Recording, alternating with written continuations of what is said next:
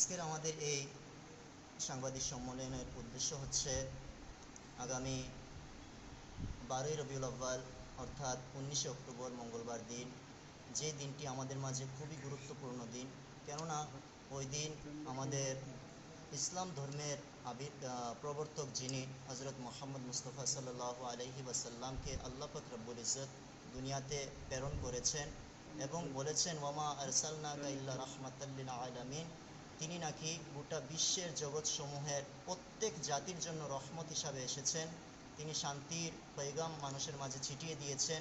তো ওনার আশার খুশিতে আমরা খুশি উদযাপন করতে গিয়ে আজকে আগামী 19শে অক্টোবর মঙ্গলবার দিন আগরতলা গাউসিয়া সমিতির উদ্যোগে হজরত সৈয়দ ইউসুফ শাহ রহমতুল্লাহ আলাইহির মাজার প্রাঙ্গণ থেকে আমরা এই র্যালি করার ব্যবস্থা গ্রহণ করেছি, পরিকল্পনা নিয়েছি। আগরতলা শহরের বিভিন্ন রাজপথ পরিকল্পনা করে আমরা পুনরায় আগরতলা গৌসিয়া জামে মসজিদের মধ্যে জমা হব। এর জন্য আমরা সরকারের কাছে আবেদন করেছি, আমাদেরকে সেই ব্যাপারে যতটুকু পারমিশন দেয়। আজকে এই পরিস্থিতিতে, কোভিড-19 পরিস্থিতিতে আমরা আমাদের সেভাবে ডক্টরের পরামর্শ এবং সরকারের বিধি নিষেধ মেনেই আমরা এই প্রোগ্রাম করব ইনশাআল্লাহ, সেই আশা রাখছি। কোন জায়গা থেকে শুরু হবে, যদি জায়গাটার নাম একটু বলুন?